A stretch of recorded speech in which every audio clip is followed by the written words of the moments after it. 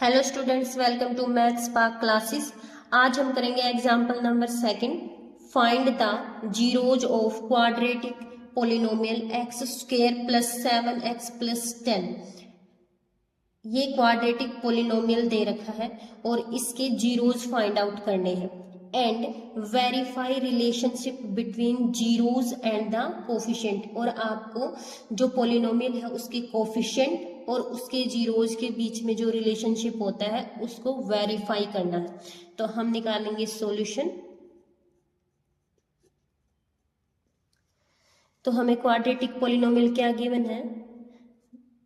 The given quadratic polynomial, the given quadratic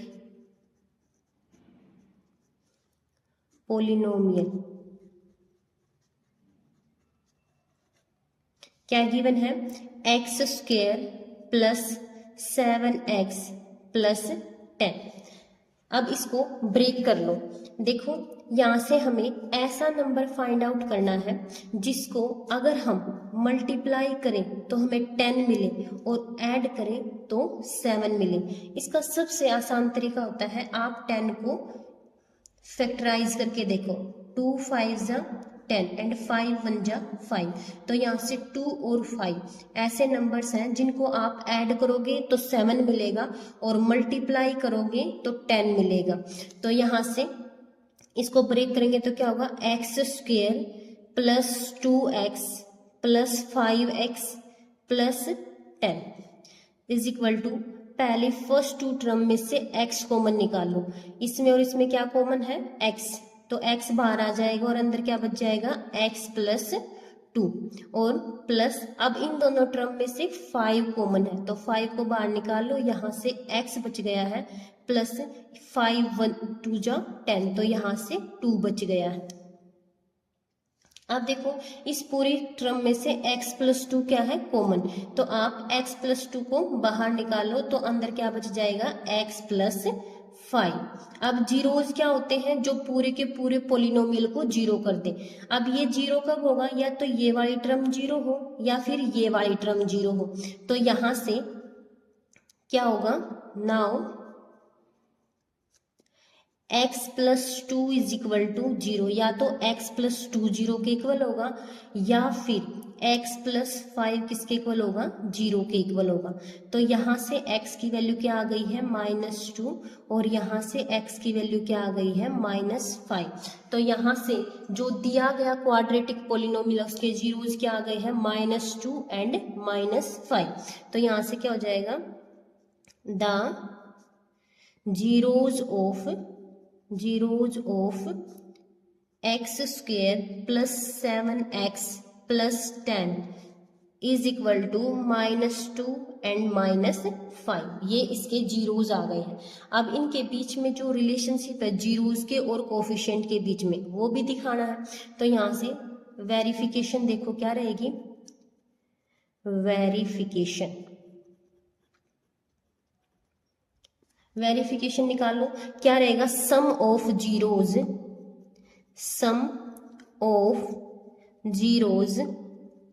is equal to minus coefficient of X divide by coefficient of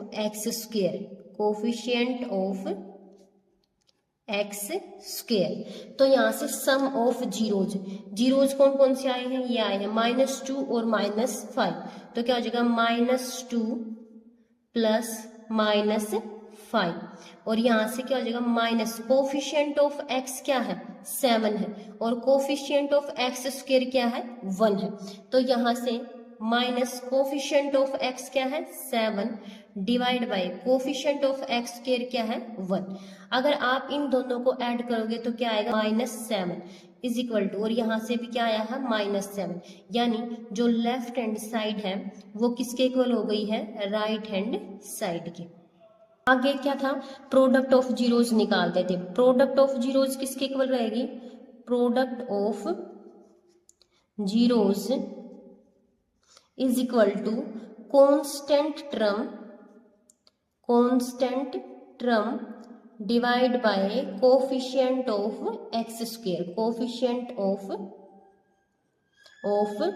x square. यहां से देखो product of zeros क्या रहेगी, zeros क्या है -2 और -5, तो -2 एंड -5 की product is equal to constant term, constant term क्या है 10 divide by coefficient of x square क्या है 1 है।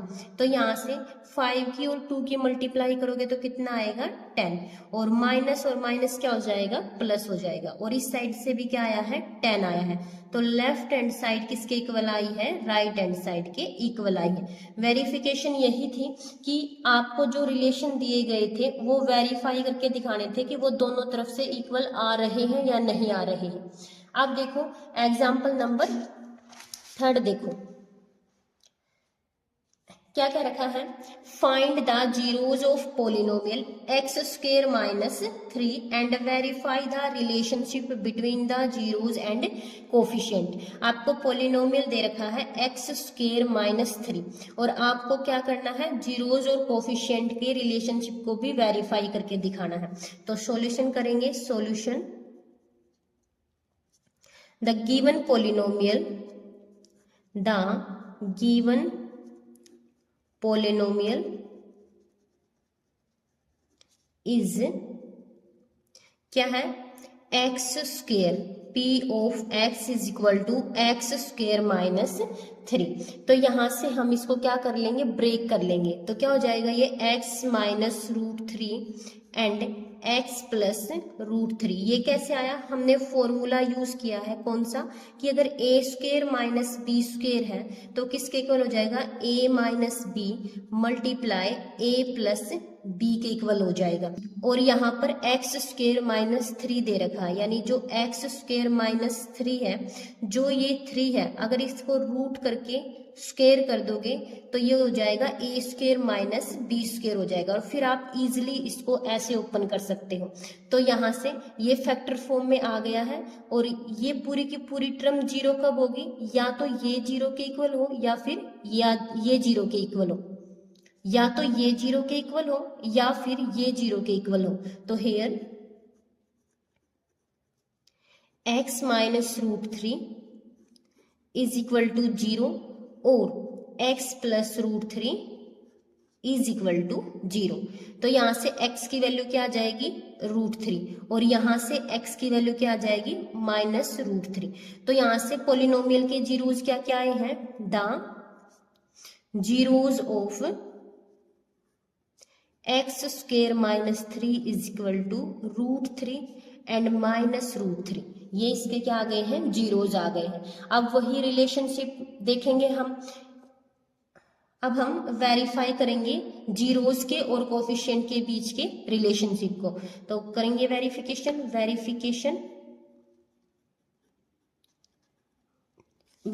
में क्या है, सबसे पहले हमने क्या पढ़ा था, sum of zeros is equal to minus coefficient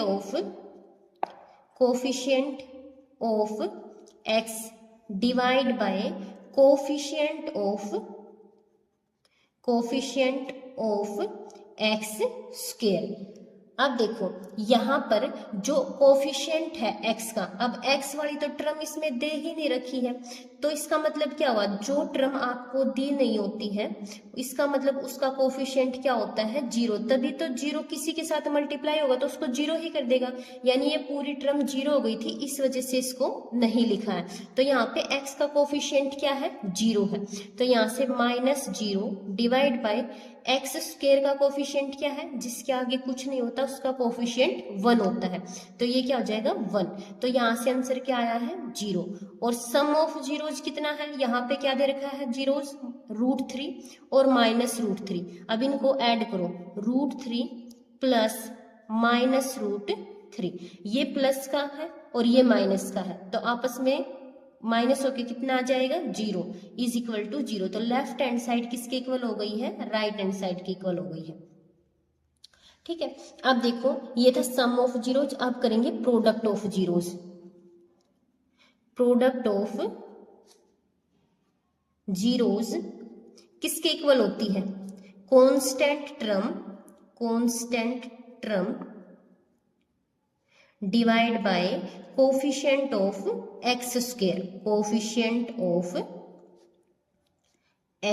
square. यहाँ पर जो कांस्टेंट टर्म है वो क्या दे रखी है? -3 दे रखी है।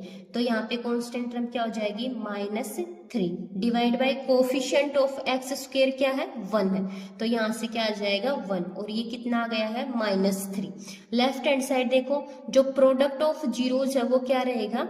आप दोनों जीरोज की प्रोडक्ट कर दो तो क्या हो जाएगा? √3 एंड -√3। अब देखो √3 से √3 की मल्टीप्लाई होगी तो क्या हो जाएगा? 3 आ जाएगा, और एक प्लस का है और एक माइनस का, तो क्या हो जाएगा? -3 इज इक्वल टू -3। तो लेफ्ट हैंड साइड किसके इक्वल आ गई है? राइट हैंड साइड के इक्वल आ गई है। नेक्स्ट एग्जाम्पल है एग्जाम्पल नंबर 4। क्या दे रखा है? Find a quadratic polynomial. आपको क्वाड्रेटिक पोलिनोमियल फाइंड आउट करना है।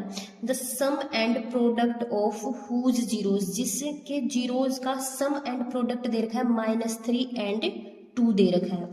तो यहां से सॉल्यूशन करेंगे। क्या दे रखा है? The sum and product of polynomial are क्या क्या दे रखे हैं? यहां से सम कितना दे रखा है? -3, और प्रोडक्ट क्या दे रखी है? 2 दे रखी है। तो यहां से अल्फा प्लस बीटा क्या दे रखी है? -3। ये चीज क्या है? गिवन है। और अल्फा बीटा क्या दे रखा है? 2 दे रखा है। अब जब सम ऑफ जीरोज दे रखे हों और प्रोडक्ट ऑफ जीरोज दे रखे हैं तो उससे क्वाड्रेटिक पोलिनोमियल निकालने के लिए एक फॉर्मूला होता है। क्या? अगर हमने क्वाड्रेटिक पोलिनोमियल बनाना है तो क्या हो जाएगा? x² minus sum of zeros into x plus product of zeros. तो यहां से x² minus sum of zeros क्या दे रखा है? -3। तो यहाँ पर क्या आ जाएगा? -3x plus product of zeros क्या दे रखा है? 2। तो यहाँ से क्या हो जाएगा? x² माइनस माइनस प्लस हो जाएगा, तो x² प्लस 3x प्लस 2। तो ये क्या हो गई है? क्वाड्रेटिक पोलिनोमियल आ गया है सम ऑफ जीरोज और प्रोडक्ट ऑफ जीरोज से। तो क्या हो जाएगा? The obtained quadratic polynomial, the obtained quadratic polynomial क्या हो जाएगा? x² plus 3x plus 2।